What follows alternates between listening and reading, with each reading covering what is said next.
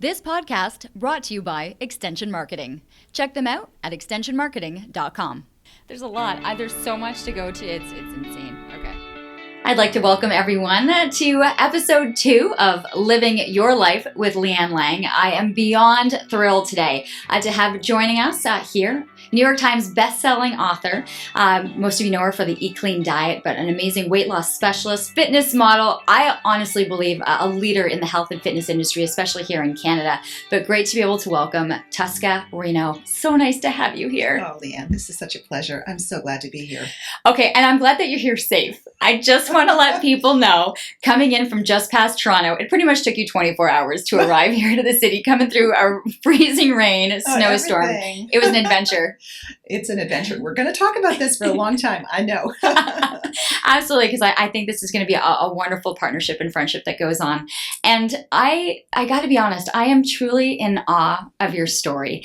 And as I was reading through a number of different articles and going through what was available, when you just Google your name, I had to count the amount of books that were on there. Did you know? Do you know how many books, by the way, you've got out in print? I think there's a total of 14, and then I have digital programs as well. So, yeah, there's a fair count. Okay, I'm not going to ask you to name them all or the titles, but I do know the first one. I think it was back 2004, might have been, and it's the one with the butt. It's the butt book. It's the butt book. That's my butt. It looks really good, by the way. Yeah. It's interesting because I don't think you had ever anticipated that you would have been this cover model, this leader in the fitness industry, because that really wasn't your life. No, it wasn't my life. Prior to that butt appearing on in the cover of a book, or even writing a book, I had been overweight. I was obese at 204 pounds at the age of 38. That's my heaviest. And it wasn't necessarily from childbirth. I mean, I have 3 beautiful children that I gave birth to, but it was, I was not living a happy life. And so, like many women, I was eating my emotions and building a prison of fat around me. I think you say that. And to be honest with you, I think one of the books that hit me the most with you was the Start Here diet. And I think because of that book, it really tells your story of how you went from actually being quite active in your youth. I mean, I know that you swam and you played soccer, that this was what most people, what most women, or what changes most people is the stages of life that they go through and finding that they're not happy and having their outlet being food. Am I right? Well, you're absolutely right. Food is a quick fix. But it's numbing because you don't actually ever get to live to your potential. You can't tap into who you truly are and what you have to offer. And for a while, that's okay. It's okay to be dormant. But then there's a moment where you wake up and you feel the roar and you say, all right, that is not what I'm on this planet to accomplish. There's more to me. I'm going to go find it. I didn't know what the heck I was going to do or how I was going to do it. But I definitely woke up. You were heavy, as you like to say, you were obese, and yet you were putting all your effort into making sure that your family was okay. You had a healthy family. You cooked meals for them. Yeah. Everything was about ensuring that you were doing it for your family and just it wasn't for yourself. I had it backwards because if we don't take care of ourselves, how can we possibly take care of anyone that we love and be there long term, right? You need a lot of strength and resilience in this fast-paced world to take care of your life. And so really taking care of yourself first should be a priority. And according to many sociologists, is one of the critical things is caring for yourself so you can then care for others. It's interesting because I've always lived that way. And sometimes people consider it a selfish thing, that I selfishly take the time to go and get my workout in. Like, well, what are your kids doing while you're going to get your workout in? And I've always been, I'm a better mother. I'm a better wife. I'm a better person when I've had that endorphin kick in. I'm able to kind of do all of those things, but it's so hard to let other people in on that kind of mindset. It takes time to get there. There's an interesting connection between connecting with your physical body through movement, whatever movement you're doing, but presumably working out, and cementing that sort of DNA cellular experience, so that you are connecting with your physical self, so that you know that you're bringing something important to the table. There's a great book called The Body Keeps the Score by Bessel van der Kolk, and it's amazing because to me it really speaks about connecting with the physical body and not being ashamed of that, accepting where you are at this moment. Even if you are overweight, it doesn't matter. The body's a miracle. We can change it. And I love that whole philosophy. That's how I approach any clients I work with. That's how I approach you. You accept where you are now, because already we can change it. Already, today, right now. What was the point then for you when you talk about the acceptance of where you were then and looking yourself in the mirror? Because I know you had talked about being healthy for your family, cooking for them, doing everything for them, and then sneaking off to have that half tub of ice cream once everyone went to bed. And that's where the numbing started. And I think when you worked with other clients, you found that there's been a one item, a one food, something that is that trigger of that numbing, or that's where they feel, that's where they escape to. I'm going to slip into that. Mm-hmm. Yeah. For me, I actually had to have a physical crisis. So just picture this. I'm living in an old Victorian home. This is 1999. Yes, 1999. And I'm climbing up the stairs, which in Victorian homes are small and steep. And I'm going to say goodnight to my 3 kids. And I can't make it. My heart is slamming against my chest. I'm in a full-on sweat. And I collapse on the stairs and I think, that's my aha moment. I need to fix this now. And I remember just being overtaken by that desire to make change, to do something different, because if I was going to be there to look after my children, it wasn't going to be in the state that I was in. Something had to change. Okay, so you're lying on the stairs, at the bottom of the stairs at Pretty this much point. And that's going to be a terrifying experience. My dad died from a heart attack while driving a car. It scared the out of me. Yeah. And I can still feel that experience. If I think about it, I can feel it now. But it was what I needed. Sometimes we need that polarizing or the lesson of contrast experience to know this is not working for me. Well, if this is not working for me and you know that clearly, then what will work for you and how are you going to change it? And I noticed as I was walking in, I saw the title of a book that said, "What do you do with an idea?" And it made me think, well, I had an idea. And what you do is you take action steps. You see the idea, you live it, you breathe it, you make it a reality already, even if you haven't lived it, because the brain doesn't know the difference. And you take steps towards that. You just live as if you've already done it. And I saw myself healthy, looking after my daughters, walking down the aisle with them in their wedding gowns, being a grandmother, in a lean, healthy body with an active mind to go with. And that's it, set my goal and went for it. And it all happened. I'm sitting there maybe 5 minutes on the stairs in a full-on sweat with that heart attack. Well, I felt like I was having a heart attack. And that's when it happened, right there. So what was that first step then? I mean, I get, and I love that you mentally put yourself into that vision of what you saw yourself as. What was that first step then in getting towards that goal? So the first step was going to the gym. Now, although I had lived an active lifestyle, I had pretty much put all activity aside to take care of my kids. So up until then, going to a gym was very foreign to me. Until, while I was taking care of the kids. Then I went to the gym. I put on my baggy pants. I remember they were red. I had a baggy gray t-shirt. I put on my running. I wanted to hide. I got on a treadmill and I just started running. But I tell this story. By running, I'm just thinking you couldn't get up the stairs. How on earth were you running, Tosca? Yeah, so just walking fast. Okay. But even so, I was so unfamiliar with the treadmill. I was the one who shot off the back of the treadmill when I first turned it on. Because I was so ignorant about what went on in a gym. So the exercise part seemed like the natural thing to do. And most people, when they want to make change physically to their bodies, think, so I'm going to work out. Mm-hmm. I don't know how, but they don't think about the food part, and neither did I. So I wasn't really changing a lot about the way I was eating, but I certainly did a lot of exercise. And then kind of looked out of the corner of my eye and I saw all those bodies in the weight chamber of the gym and saw the muscles, and I thought, ooh, that's what I want. Because really up until then I was still just skinny fat, right? I was a smaller, lighter version of myself, but I wasn't muscular. I wanted to get tight, and I wanted to create a butt. I had a pancake butt.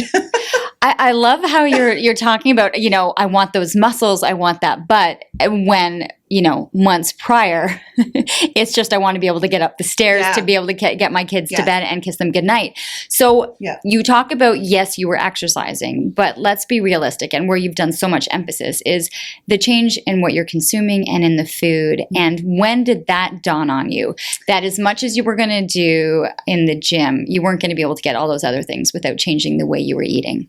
Have you heard the expression, when the student is ready, the teacher will come? Yes. Yes. Okay. So the teacher arrived, and the teacher arrived in a form that was very unexpected to me, but the universe is so wise that it delivered. So what happened was, at the same time that I was going through this whole body transformation, I had to make a personal transformation, meaning I needed to leave my husband at the time, so the father of my children. And I decided to go back to school to become a teacher and get my B.Ed. And so there I was, mature student at 40 odd years of age. But you knew that you were going to need to provide for your children. Right. This was a massive transformation, a massive change in leaving your husband to do this. And I didn't want to be a drain on society. I wanted to contribute, and I have a good brain. So, everything, all of a sudden, everything's changing for me. So I'm at the first school that I'm placed at, which is in Georgetown, and I meet Robert Kennedy. Well, I didn't know who Robert Kennedy was, but other classmates who I was going to school with at the time to get my degree at York University said, "You don't know who Robert Kennedy is? Oh, he's a, icon in the world of bodybuilding." But I was just like, yeah, no. So I go to school, and I see him on the playground every day, bringing his daughter Chelsea to school. And we strike up a conversation because it's the fall, I'm outside, I'm having to be on the playground. And he said, "So, what do you do to keep in shape?" Wah, wah, wah, right? And I said, "Oh, I run. I'm getting in shape." And he looks at me and he goes, "If I had a dime for every person who said that to me and could stick to it, I'd be a wealthy man. Look at me. I'm not wealthy." And I went, "What are you talking about?" And to me, that was like waving the red flag in front of a bull when he said that. So I immediately dug in and thought, no, I'm going to do this. And he could see that I was serious about it. So he said, "I'm going to challenge you." And I went, "Okay." Yeah, he says, "I want you to compete in a bodybuilding contest." And he says, "But you have to do everything I say." I'm like, okay, many things in life are not in my control. But if somebody wants to get my body in shape and give me the muscles that I was wanting to get and teach me how to eat, so that's when the eating piece fell into it. But he also taught me how to shape a body through weight training, because you can't really shape a body through cardiovascular exercise. It just doesn't work. And to me, and this is also in Time magazine right now, actually the science of exercise, brilliant. If you're going to choose between cardio and weight training, because you have a limited time to work out, always choose weight training. Always, because you get resistance, you get the cardiovascular, you get the flexibility, you get proprioception, all of it. So, and you boost your metabolism. So it's so hard for people who think that getting on the treadmill for 45 minutes and going for that distance, that's actually counterproductive. But it's changing people's mindsets of knowing the education and why. Now, can I say that there was more of a spark of just the challenge of competing in a bodybuilding competition? There were definitely sparks.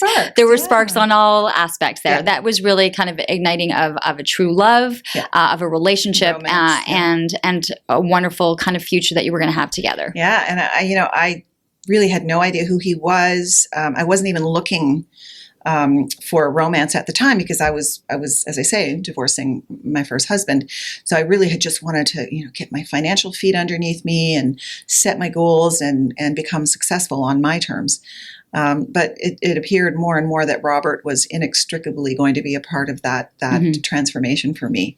So, and we had a beautiful synergistic relationship where he taught me, this sounds so weird, but he taught me about my body. He taught me how to shape muscles, arms, delts, shoulders, abs, things that I didn't even know what a tricep was when I first started.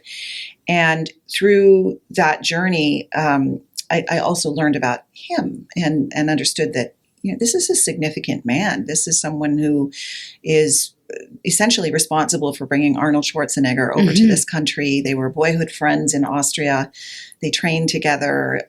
Bob started the bodybuilding phenomena, if you will, through his bodybuilding magazines, Muscle Mag. Muscle Mag, yeah. Now defunct, but still, it was it was the biggest and the best, and people loved that magazine and everything that Bob built. So I really, I remember. I mean, for me, it was Oxygen magazine, Yes, you know, yes. and I remember you on the cover, you know. oh my gosh, first cover at just after I competed, so I was 42 and a half. 42. Yeah. This transformation, and I think I want people to grasp that this wasn't something that happened in your 20s or even in your 30s. I mean, you were over 40 and were able to transform what you were talking about as being obese and completely out of shape, into being able to be on stage in a bikini and looking less than a bikini, because you got to glue that little puppy on with surgical glue or things pop out. What did you enjoy most about the transformation, and what did you find was the hardest? I mean, and it's one extreme to go and be on stage, and another to be able to feel good, being able to go out and do, activities and feel good about yourself. So I think the hardest part for me was actually learning how to do a bodybuilding routine where I had to get up on stage and dance. I'm not so dancy, in your bikini that you have to basically glue on with surgical glue. That was nerve-wracking, but everything about lifting and training and eating, man, I just soaked it up. I should mention that I was also highly blood sugar dysregulated, so I was on my way to developing diabetes type 2 because I would pass out frequently. I would have hypoglycemic events. With eating clean, I cured that. I didn't have the heart palpitations anymore, the sweats. I felt incredible. I felt like I had so much energy. I thought I was going to explode out of my skin. And then people would start to say to me, did you cut your hair or what did you do? You look different. Really, I looked like a school marm in the beginning of the transformation. And then a cover model, that just was, I don't know, it was pretty amazing ride. It's pretty fascinating. And if anyone at this point was like, I wasn't familiar, and they're Googling and they're seeing the before and after, it is remarkable. And you talked just in there about what the eating clean did. Yeah. And so let's branch into that eat clean diet philosophy, because it has spawned so many different books. You had endorsements from celebrities. You were doing the morning show circuit in the United States. There was a lot of buzz, a lot of movement behind it. Still is. I was on Dr. Oz in 2014, and he called it the new food revolution. And there's so many knockoffs, wannabes, spin-offs. I think eating clean is here to stay, but there's people who will say it's terrible, and there are people who will say it was awful. Listen, the way that it was born from the practices of physique competitors like Arnold and the rest, who got themselves stage ready. So they would eat a certain way to become lean. And I put myself through that to get ready to compete myself. But then I thought, the feeling of unwanted fat slipping off your body while still being able to eat healthy foods was so powerful that there has to be a way to translate this to the lay person. So the person who doesn't want to get up on a stage in a bikini, but still wants to feel that body, that experience. Yeah, and to feel mentally what you were saying. You had this energy, you felt good about it. So do you have to take it to the extreme, or are there ways to be able to say, I can tailor this to what I'm looking for? So eating clean, the books that I wrote, the column, etc., is all the for the lay person. It's not for the competitor, because I knew at my age being competitive was just a folly. I did it so I could understand what eating clean in the extreme could deliver and how I might approach an audience. I wanted to understand it very, very clearly. But most people don't want to be either competitive in the physique, or they don't want to get in a bikini and get on the cover of a magazine. So I thought, there's a way to shape this that makes sense for you and I, for the person on the other side of the page of this magazine. And that's when I wrote my first book. And the butt book was written on a dare. When Bob challenged me, he said, write a book. And I went, I don't know how to write a book. Well, I'm whining, right? And he goes, yeah, you do. And I remember we had in our dining room, there's a 16-foot table, and he had yellow foolscap and a pen, and he wrote, okay, name of first chapter, boom. And he just went around the table ripping off a sheet of paper and idea for chapter, idea for chapter, idea for chapter, and went around the table until we had a book. And he goes, now write. This podcast is brought to you by Extension Marketing. They are a new breed of marketing agency that acts as your virtual marketing department, designing and implementing cost-effective marketing strategies that will grow your business. I can speak to this personally, as I've been using the Extension Marketing team to help me launch and grow my business. Founder Pat Whalen has been a lifesaver for me, a genuine coach, guiding me along the way into uncharted territory. Tell them you're a friend of the show and receive a free 1-hour consultation. Check them out at extensionmarketing.com. Well, writing was the thing that I loved best. I mean, I know a body will fail eventually, but the writing was always my plan. So I started writing, and it was amazing. But what the most amazing experience was, in 2006, we flew to Victoria to watch my daughter graduate. And on the way, I wrote the Eat Clean diet. That's the first in the Eat Clean diet series. I wrote it in 6 hours. It just poured out of me. And when we came back, we went to publishing, we went to print and publishing. In Canada, we printed off 5,000 copies, which launched in January 2007. And we thought, oh, that'll last us, a year or two. Sold out in 2 weeks. And we looked at each other. We were on, the New York Times bestseller list. We were on the Canadian bestseller list. I was a national bestseller. National bestseller is 5,000 copies sold in a year. I did that in 2 weeks. So we knew we were onto something, and then it felt like it was just a license to print money. It was, but we had tapped into something. And as much as we use the word Eat Clean diet on the cover,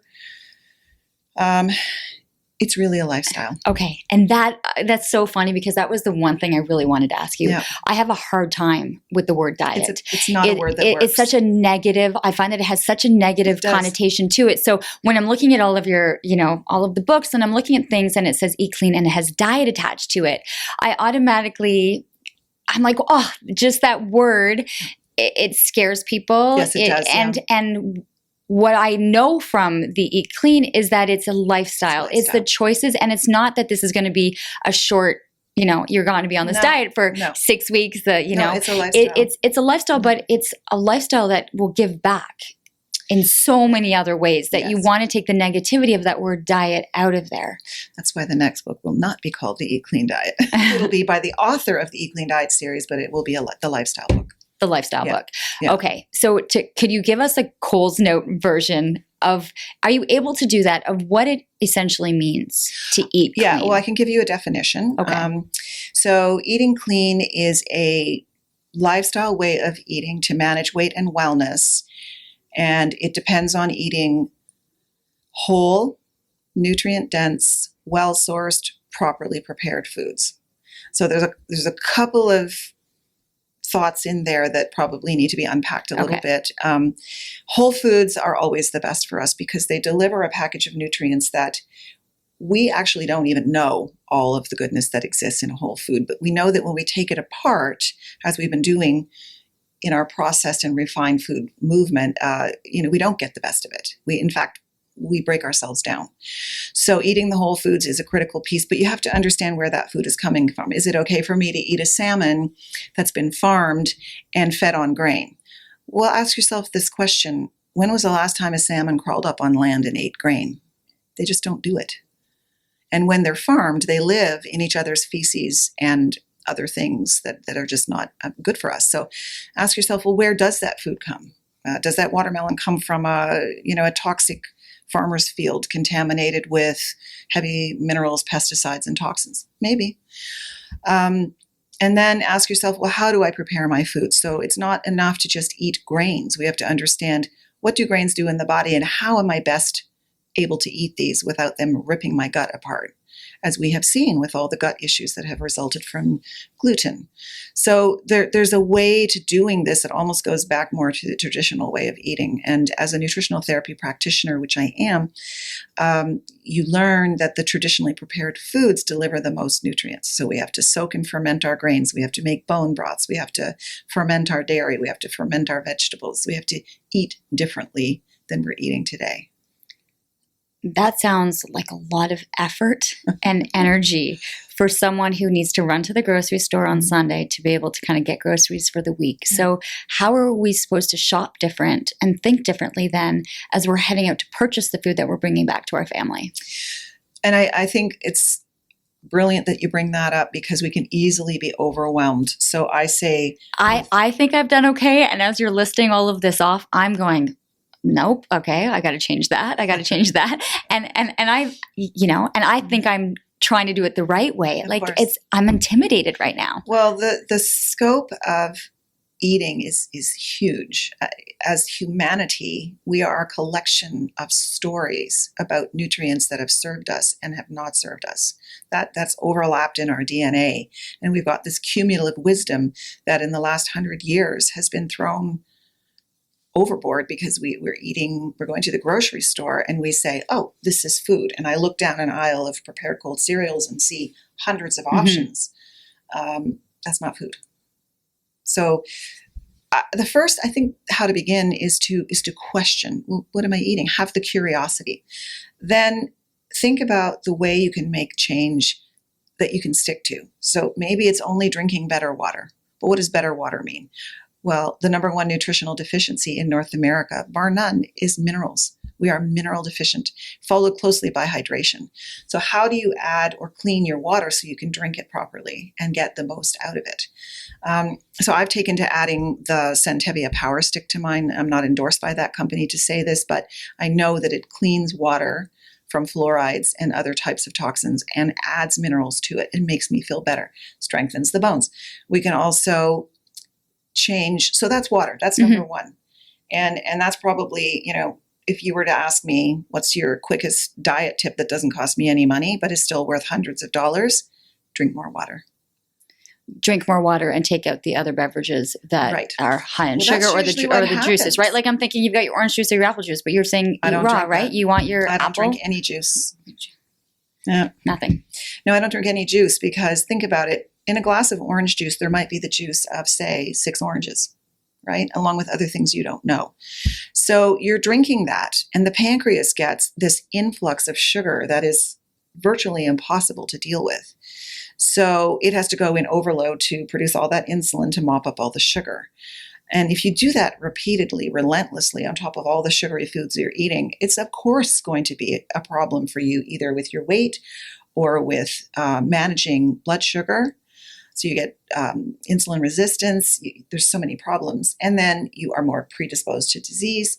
And there's now, we have like a diabetes type 1 and diabetes type 2, but diabetes type 3 is what they're calling Alzheimer's and dementia. So that, that influx of glucose in the brain is good to a point because the brain thrives on glucose. But when we have too much of it, the brain shuts down and says, I can't do this job anymore. Thus, I cannot think. And the Alzheimer brain shrinks to 50% of its volume. No wonder that we're having so many cognitive decline issues for our aging population. So right now, and you're going to have people listening or with aging parents, that what they're consuming right now is either enabling or could be helping. It could be a problem if you're not aware that these sugars are, and when I say sugars, I mean refined sugars, fruit sugars, refined flour products, white flours, etc. Those all get absorbed and translated into the body as sugar. And so do yourself a favor. Pay attention to the sugar. I put all my clients on number one program is Strike Sugar. It's a 4-week sugar detox. You cannot do it in a week or 2 days. You can't detox out of a box. You have to cleanse yourself of sugar to reset the organs of blood sugar handling. Okay, and you talk about that this is a process. It's not going to happen overnight. And what is it? Is it the body that takes that long for the body to kind of to get rid of the sugar, or does it take that long for us to change some of the habits of what we're consuming? Okay. It's both. So it's a 4-week program where I provide the recipes, the menus, the shopping lists. It's not expensive, but you do have to do the work because you have to make the connection between what I'm eating and is there any sugar in it. And it takes a good 4 weeks, sometimes longer, for the organs to cleanse themselves of sugar and sugar byproducts. Yeah. If someone is able to commit to something like this, what is that in a couple weeks, the month, the 6 weeks of that? What they're going to feel or Different, look different? Like, it's going to be. What's the payoff? The payoff is incredible. The first week, you might not like me so much because if you've been a sugar junkie, as I was, you were half a tub of ice cream and peanut butter, lots. So the detox was unpleasant. I had a headache for the first week. But very soon afterwards, I noticed that the hypoglycemic events stopped happening, that I had a much nicer mood. My mood was more even instead of irritable. My skin was better. It wasn't so inflamed and puffy looking. It's all about energy. So increased energy, increased libido for those who care about that sort of thing, which most of us do. I felt more energized. Suddenly I felt like I can take the world on, everything shifted about me, because think about sugar as putting a blanket over a lamp. Your inner light is this beautiful, pulsing, gorgeous energy. And the more sugar we have, we just keep putting blankets over top of it, dimming it. We can't really access our true energetic power, our own inner light, when we are numb. You just can't.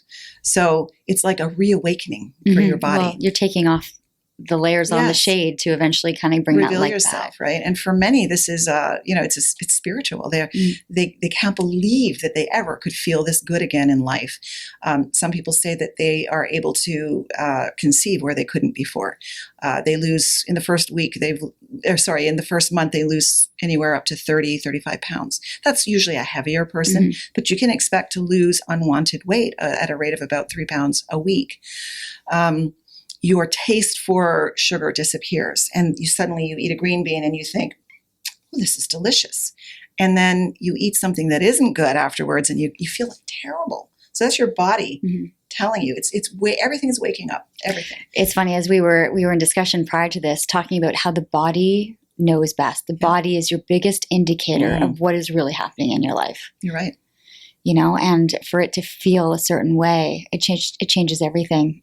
The body keeps an accurate record of everything you do to it and everything you think. And you are the walking expression, the manifestation of those things. Oh my gosh, that's right there. Body doesn't lie. No, it doesn't. So when people say to me, I've tried everything, it doesn't work. Ask yourself, have you? Tried everything. You have people who are kind of right now going, okay, I'm sold, I'm in. Yeah. And then there are still people who are battling what you were battling all those years ago. Yes. What is that first step? Like, I'm realizing it has got to be incredibly difficult for people, or else they wouldn't be in the situation that they're in. So the first step really comes down to the why. How did I get here in the first place? And what is it that is my mental block? Because often it's an emotional crisis that you're in. And so you have to almost step out of the issue that you think it is, which is excess weight, and step into, well, how did I get here? Have I worked too many hours? Am I a workaholic? Am I sad about something? Am I upset? Do I need an emotional tapping in to figure out what it is that's upsetting me? For me, I became a sugar addict because I was miserable in my marriage. It was an abusive relationship. It wasn't good for me. It wasn't healthy for me. It wasn't healthy for my kids. And so I ate to numb myself. And that's, for most women, that's often the case. Or they're overwhelmed because they're dealing with children, a sick loved one, a crisis in life that they just don't feel capable of handling, so they eat. And I think a lot of women who are now, I talk women, but I mean this is it's men too, who are coming to you are often saying, I'm not coming to you for how you look now. I'm coming to you because of what I know you came from. Exactly. And I think that for many people is this can be done. Because I've been there, yeah. And I'm not the diva. I don't have a team of handlers. I don't have plastic surgery. My boobs are fake, but you were on stage. I appreciate the honesty. Yeah. Most of those girls with zero fat and looking at them with a nice rack, I mean, something's got to keep them up, right? Okay. Well, I come clean about that, but the rest of it, this is what I do in the gym every day. So for the person who's sitting there listening to this and thinking about themselves and where they fit, let me try to deliver some comfort and advice. Think about this. Wellness is the pursuit of three things. I call it the 3 E's of wellness. It's exercise, it's eating clean, and it's emotional self-care. They have to go together. And wherever you are in your continuum of wellness, because wellness is not a fixed point on a line. It is a moving, organic situation that you have to ebb and flow with.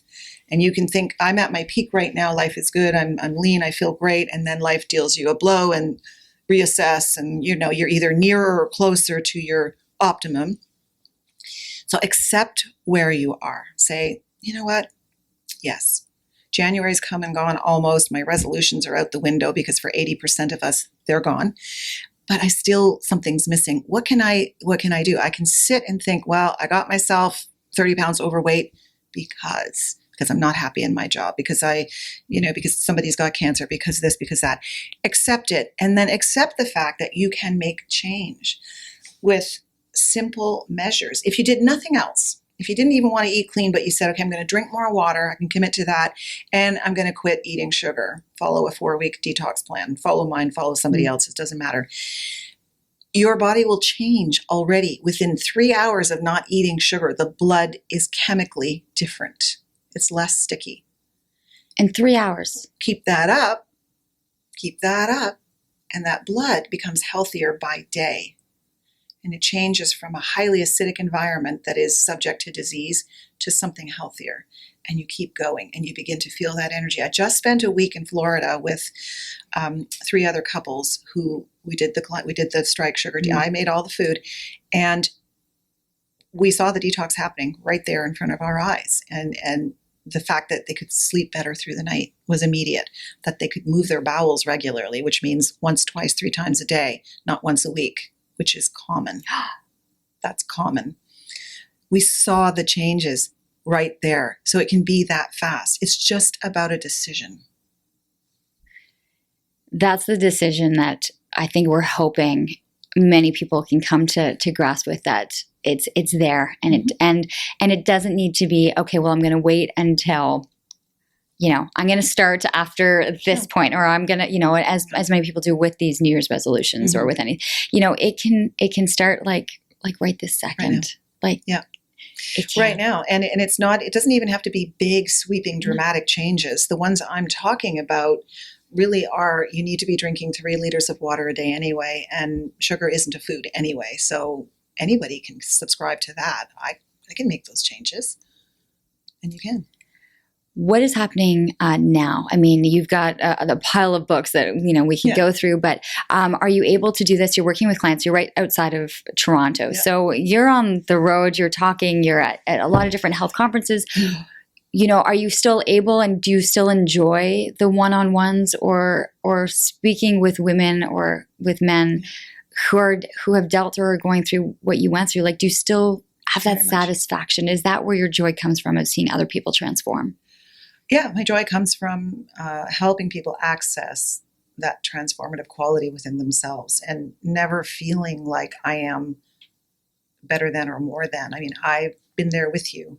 I'm with you. So, for example, I'm doing my retreats now in the Caribbean, and so we've got one coming up in Costa Rica, and working with people one-on-one for 4 or 5 days and watching the transformation that happens and helping them tap into something that's been asleep inside of them. That makes me, I can feel it in my heart. The energy around that is so good.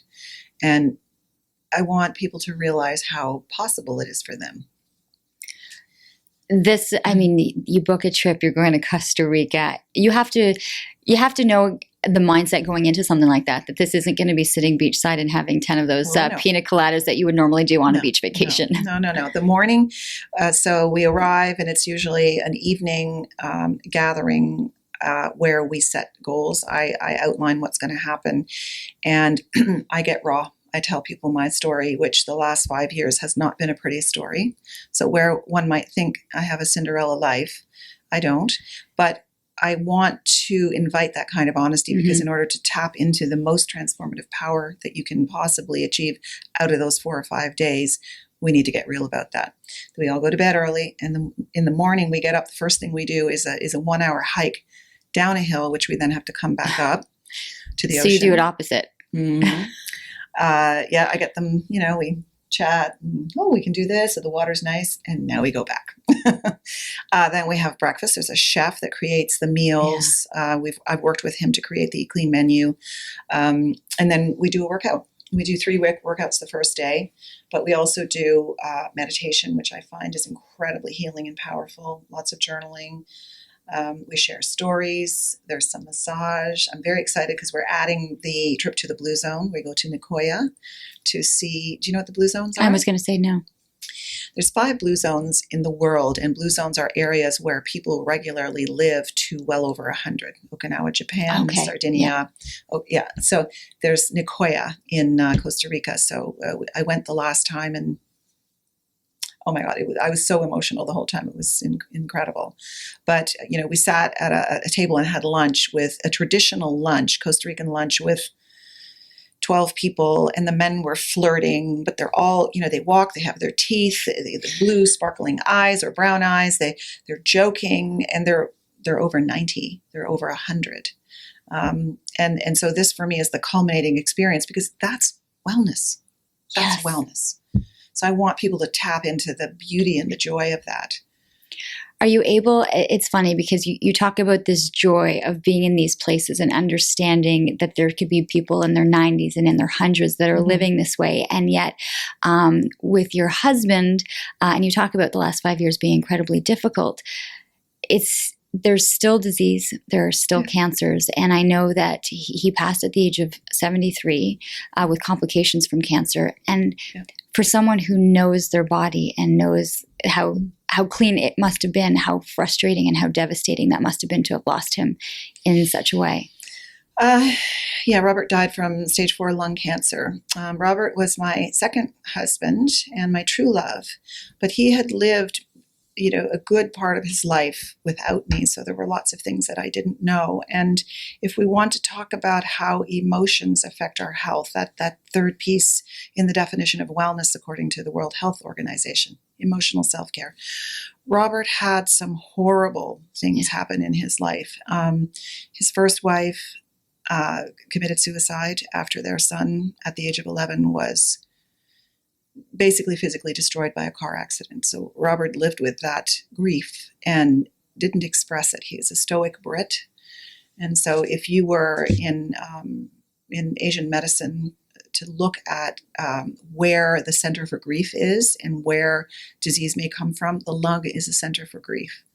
And his tumor was so big that even the doctors were shocked, because even 50% of his heart was affected by a tumor, which they never see.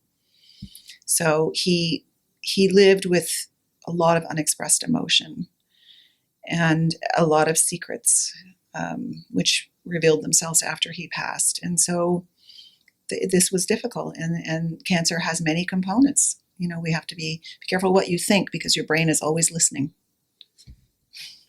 I'm sorry, I'm taking that in right now. I knew the story of his previous marriage and the accident. But I think so many of us, and I've experienced, tremendous grief as well. And I think, have I recovered?